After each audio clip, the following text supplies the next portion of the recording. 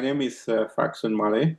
I'm a Graduate Program Director of Surgical and Interventional Sciences. So the strategic roadmap, first of all, we have got 5 stages. The first stage is that you explore the program requirements. So this is very, very important. As you can see here, there's the academic requirements here. You have the GPA of about 3.2. We look at English proficiency if it's required, and also we look at relevant undergraduate degree. Now the second stage is that you identify the supervisor. So this is especially important for students who are taking the thesis. And this is actually one of the questions that the students ask. They ask, should I look for a supervisor, secure a supervisor before I can apply? So for the thesis students, the answer is yes. It's important that you secure a supervisor. Now, the third stage is to submit the application, and you do that using UApply. So you submit your application via McGill to apply online system. And so make sure that you go through the document checklist. You've got the transcripts, the referees, the CV, and we also require a personal statement. And make sure you check the deadlines. They are different for international students and for domestic students. And that these may change annually. And so make sure that you check on the website. Now, the fourth stage is to submit the application. Once you submit the application via UApply, there's the review process. So once it's reviewed, you've got outcomes. And so the outcome, you can have an offer of admission, and that is confirmed via email. Now, the last stage, of course, you are now at McGill. You have to enroll the courses via Minerva. And the structure is basically 45 credits. One of the things we have is that we have got mandatory courses such as knowledge management and quantitative methods using statistics. Now, the next step is it's important that you form a research advisory committee. And this is important. So the way you do that is that you and your supervisor select people in your field or people at McGill who, two other people outside who can be able to help in terms of looking at how your thesis is progressing, and they will offer advice along the way. So see them as people who are there to help you, so they are not your adversary. So the sooner you can be able to have a RAC meeting, the better. Now let us look at our concentrations. First of all, we start with the core stream. Now we have got the core stream, which provides, so this provides a solid foundation in surgical and interventional science in terms of the research methodologies, and they give you the points that are important in your subject area. And then we have the concentrations. We've got surgical innovation, whose focus is to develop novel devices and technologies. And we have got surgical innovation, so surgical education, which is very important in terms of improving surgical training, and it involves simulation and assessments, etc. We've got surgical outcomes, and which has a different focus. It assessing quality, the safety, and patient-centered outcomes. Then we have global surgery. In global surgery, the focus is in improving surgical care. So there are a lot of resource limited settings outside Canada, in different countries, and sometimes students go there with their supervisors. So there are important outcomes from that, such as policy influence, capacity building, international collaborations, etc. Now, in this age of AI, we would be remiss to have a concentration such as digital health innovation. So it focuses on application of AI. We've got apps, different digital tools in surgery. And then finally, we have otolaryngology, head and neck surgery, whose focus is research in ear, nose, throat, airway, and head and neck diseases.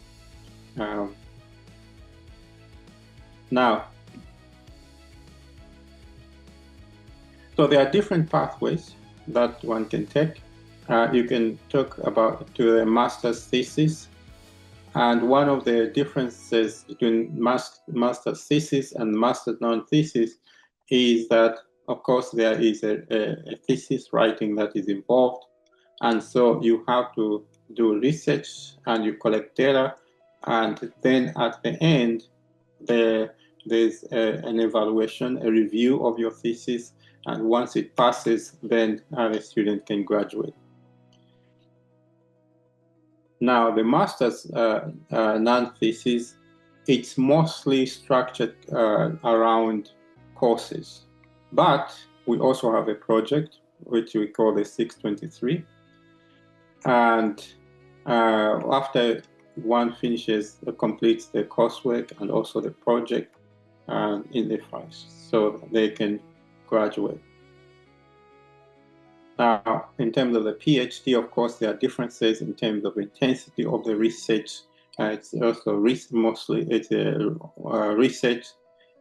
So the students also complete the coursework, but there is a comprehensive exam. So the student must pass the comprehensive exam in year 2. And then there is the student, after they write the thesis, they have to defend the thesis. So as you can see, in terms of how long this takes, for the PhD, it's around 4 years. For the master's, non-thesis and thesis is around 2 years. So one of the questions that students ask is, can I transition from a master's thesis to a PhD, or even from a master's non-thesis to a PhD? The answer is yes, but of course it requires a very high performance, a high CGPA, and it also requires that your supervisor also agrees with the transition. And there is an exam that is done. You have a meeting to transfer from master's thesis to a PhD. So it can be done, but make sure that you have a strong CGPA, and also that the supervisor is on board with it. So this is a question that students ask. Which thesis pathway is right for me? Do I go the thesis stream or the non-thesis stream? So we ask the students to pose this question. Do you want to pursue a PhD or academic research career? So if the answer is yes, then the student advise them to go the thesis stream. Of course, it involves original research thesis. This requires a supervisor, as we pointed out earlier. And we have got the RAC meetings, has to defend. But one of the things is with a thesis stream is that it comes with a stipend. The non-thesis is mostly coursework, plus the scholarly project we talked about, and it also requires a faculty mentor. There is no rack meeting, no thesis defense, and usually it is self-funded. Now, there are some pitfalls, common pitfalls that students make. The first one is delaying these rack meetings. So delaying the first rack meeting or scheduling infrequently. So we suggest that as soon as the students start their work for the thesis, that they put together a rack committee, a research advisory committee, and they hold the first meeting as soon as possible. The main reason is that you need a committee to help with your trajectory towards the thesis. So they are there to help you, they are there to advise you, and to make sure that things are going well. Now, the other pitfall is starting writing too late. So there's this thinking for the student that once I have all the data collected, then I'll begin writing a manuscript. So this is a problem. So we advise the students to start writing as soon as possible. And of course, this will evolve over time, because if you have got methodologies that you are doing, the earlier you start, the better. And the more rigorous the writing will be, because you won't have to try to remember what you did. So we advise the students to start writing as early as possible. Now, this is one of the biggest problems, supervisor misalignment. So as I said before, it's important for the thesis students, before they even start, to do some research in terms of the supervisors, discuss with the supervisors to see if there is a fit, and as early as possible, that the expectations of the supervisor and the expectations of the student are aligned. Now, one of the other pitfall here is underestimating ethics timelines. So we get students sometimes who are waiting for ethics review process to start their experiments. So it's important that students realize that the ethics review can take months. So the earlier the students can put together an ethics and include it in the planning, the better. The last point is not applying for funding early. So there are scholarships that students can apply, and so if they can, the students can apply earlier, the better chances they have. So these are the key takeaways.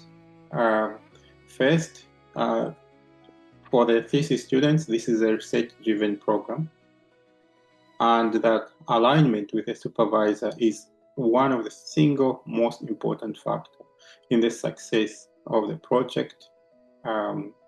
And second, they should be intentional in terms of choosing the pathway. Does the student want to do a thesis? And does the student know what they want to do afterwards? Do they want to go towards a research career? Or do they just want to do a non-thesis in terms of knowledge, professional advancement, and taking a lot of courses that they can use later? Third, we advise that the students plan early for ethics approvals, for funding applications, and for writing timelines. And finally, it's important that the students do not just see this as a degree, but this is a unique opportunity for them to contribute meaningfully to surgical and interventional sciences. So if one was to take one message away from this session, a take-home message, let it be that success in this program, that it's not accidental, that it is structured, it's strategic, and it's also proactive.